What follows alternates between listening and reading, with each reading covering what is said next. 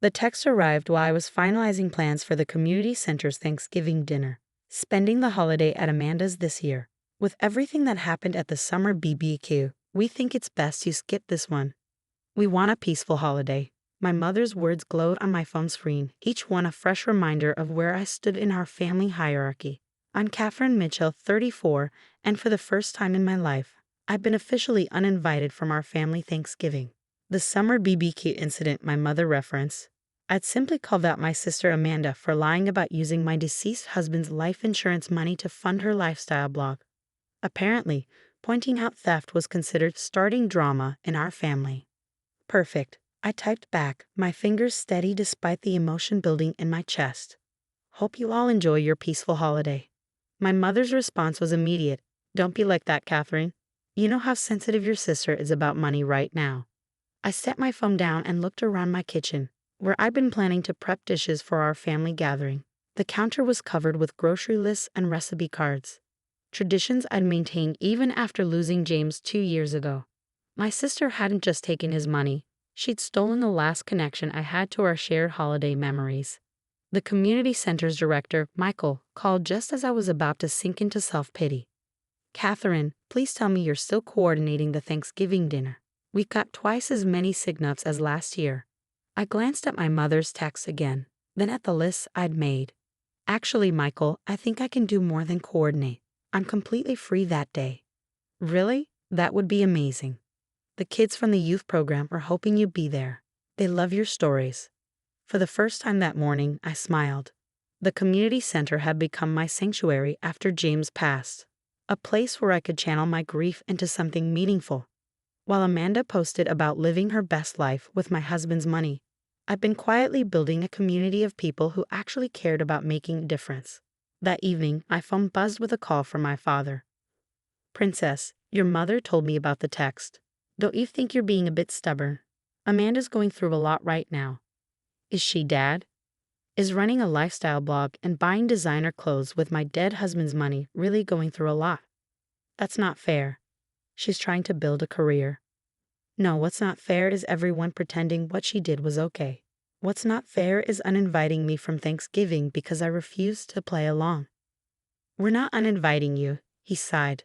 We're just trying to avoid another confrontation. By explicitly telling me not to come. Interesting definition of not uninviting, Dad. After hanging up, I threw myself into planning the community center celebration. If my family wanted to pretend Amanda was the victim, fine. I had better ways to spend my holiday. The next few days brought a barrage of texts from various family members. My Aunt Susan, can't you just apologize to keep the peace?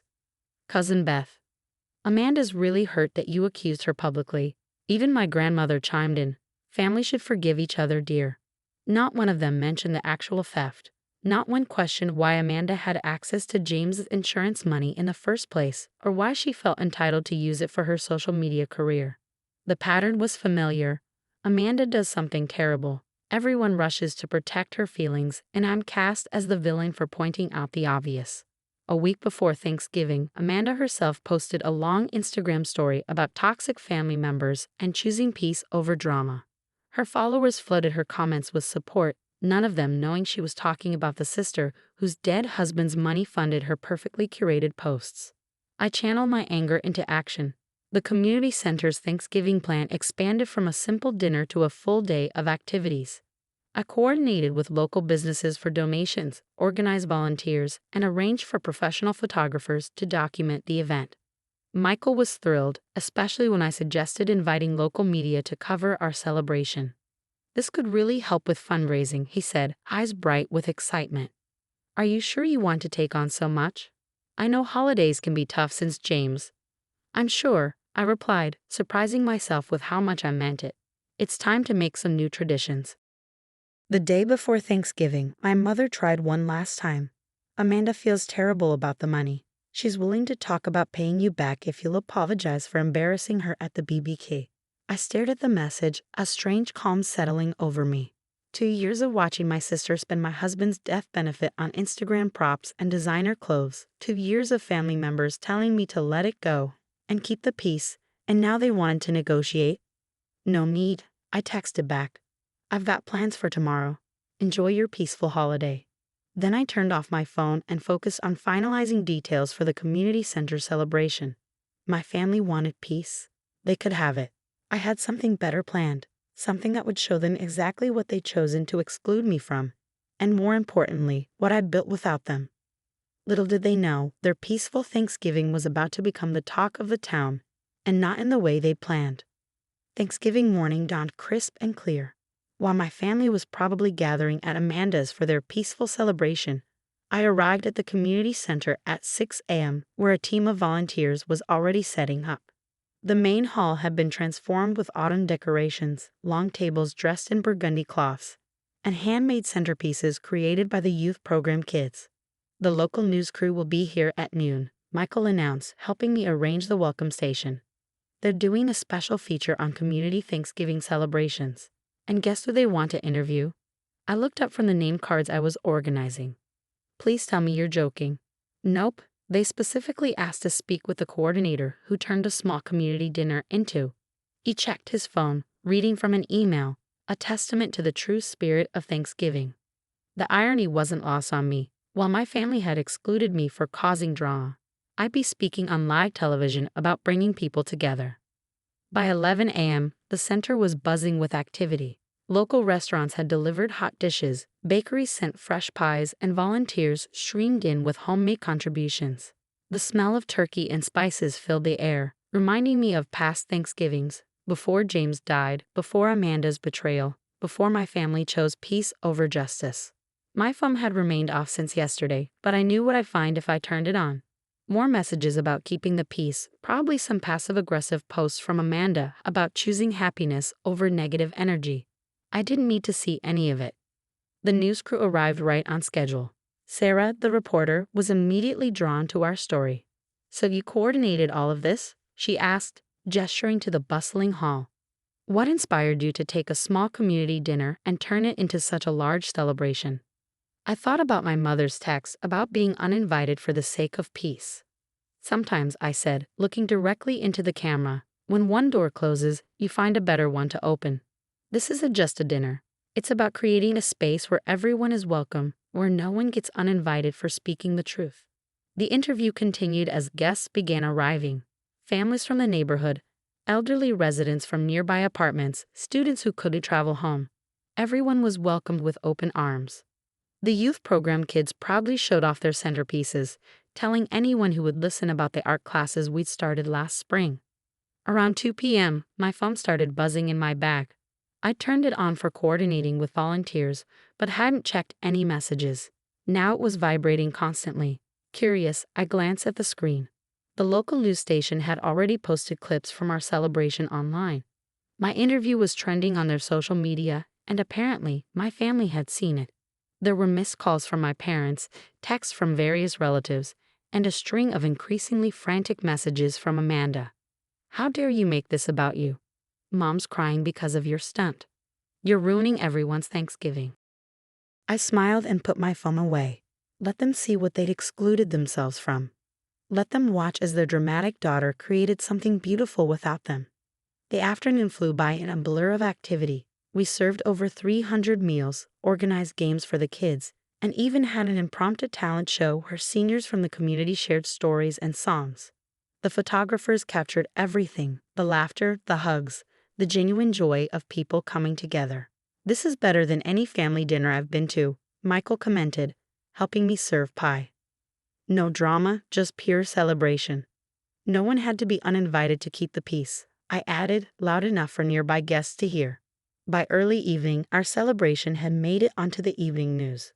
The story featured clips of the festivities, interviews with happy guests, and me talking about the importance of inclusive community spaces. The reporter ended the segment by calling it a shining example of turning personal loss into community gain. I knew my family was watching. I could picture them in Amanda's perfectly decorated living room, their phones blowing up with calls from friends who'd seen the news. Their peaceful holiday probably didn't feel so peaceful anymore. More messages poured in, but not from my family. Community members, local businesses, and even strangers reached out to praise the event and ask how they could get involved next year. The community center's social media following doubled, then tripled. Donations started coming in through their website. Catherine, Michael called me over, his face glowing with excitement. You're not going to believe this. The mayor's office just called. They want to feature our Thanksgiving celebration in the city's annual holiday guide. They're asking if we can make this an annual tradition. I thought about James, about how proud he would be seeing his insurance money helping build something meaningful instead of funding Instagram posts. I thought about my family, who chose to exclude me rather than confront Amanda's actions. An annual tradition sounds perfect, I replied, watching volunteers box up leftover meals for local shelters. After all, everyone deserves a place at the table. As the evening wound down, I checked my phone one last time. Among the flood of messages, one stood out, from my grandmother. My grandmother's message was different from the others. No accusations, no demands for apology. Just a simple, I saw you on TV, James would be proud. Can we talk? Of all my family members, Grandma Rose had been the only one who'd questioned Amanda's sudden lifestyle upgrade after James's death. She'd also been the only one who regularly checked on me during those dark months after losing him. Her message felt like a lifeline in a sea of family drama. The next morning, I met her at her small house on the outskirts of town. She was waiting on her porch, a photo album in her lap. I have something to show you, she said, patting the seat beside her. Your grandfather and I started this tradition back in '75 when the mill closed. We hosted Thanksgiving for all the laid-off workers and their families. The album was filled with faded photos showing community dinners remarkably similar to what we created yesterday. I never knew about this, I said, touching a photo of my young grandmother serving turkey to a crowd. No one in the family talks about it anymore. It doesn't fit their image of what holidays should be. She closed the album carefully. What you did yesterday, that's real family, that's real peace. My phone buzzed, another message from Amanda. Mom's a mess because of your publicity stunt. Hope you're happy. Grandma Rose saw the text and shook her head. You know, I've been quiet too long about this. Your sister took advantage of your grief, stole from you, and somehow made herself the victim. It's time someone besides you spoke up. Before I could respond, she was already dialing my mother's number, putting it on speaker. Mom, my mother answered, sounding tired. Margaret, we need to talk about what really happened with James' insurance money. What followed was the conversation I've been trying to have for 2 years. Grandma Rose methodically laid out everything. How Amanda had convinced me to give her temporary access to the account while I was deep in grief. How she'd gradually siphoned off money for her blog. How the family had chosen to ignore it to keep the peace. But she's paying it back, my mother protested weakly. Only after Catherine exposed her, Grandma shot back. And you all punished Catherine for telling the truth. You uninvited your grieving daughter from Thanksgiving while protecting the one who stole from her. How do you justify that? The silence on the other end was deafening. I need to think about this, my mother finally said, hanging up. Grandma Rose squeezed my hand. Give it time. Truth has a way of breaking through eventually. She was right. By Sunday, the facade began cracking. My father called first, his voice heavy with shame. I watched your interview again. You said something about not uninviting people for speaking the truth. Princess, I'm so sorry. Then came my Aunt Susan. I saw those community center kids talking about their art classes. You've built something beautiful there, Catherine. We should have seen it sooner. Even my mother finally called, though she struggled to find the words. Your grandmother. She made me see things differently. We've been so worried about keeping the peace that we lost sight of what's right. Amanda, predictably, took a different approach. She posted a lengthy video about toxic family situations and choosing to rise above drama. But this time, the comments weren't entirely supportive. People who'd seen our community celebration asked questions she couldn't answer. A week after Thanksgiving, the community center hosted a planning meeting for future events. The response was overwhelming. Local businesses pledged support, volunteers signed up in droves, and the mayor's office promised funding for expanded programs. Your holiday dinner inspired quite a movement, Michael said, showing me the donation totals. People are calling it everyone's table, a place where no one gets uninvited. I liked that name. It represented everything my family's peaceful Thanksgiving hadn't been: inclusive, honest, and truly peaceful. Grandma Rose became a regular at the center, sharing stories about her own community building days and teaching the kids her famous pie recipes. She brought old photos for our bulletin board, showing that sometimes the best family traditions aren't the ones that exclude, but the ones that welcome everyone. My mother and father started volunteering too, quietly at first, then with growing enthusiasm. They never explicitly apologized for uninviting me from Thanksgiving, but their actions spoke louder than words. Amanda kept her distance, but the family's dynamic had shifted. Her attempts to play victim fell flat when confronted with the reality of what she'd done. The insurance money was being repaid, slowly but surely, though our relationship might never recover. As for me, I found something better than a seat at my sister's Thanksgiving table. I found my purpose, my community, and a new kind of family, one built on truth rather than artificial peace. Yesterday we had our first planning meeting for next year's celebration. As I watched Grandma Rose teaching kids how to make paper turkeys, my parents organizing donation lists, and Michael coordinating with local businesses, I realized something. Sometimes being uninvited from one table leads you to build a bigger, better one. And this table? Everyone's welcome, drama and all.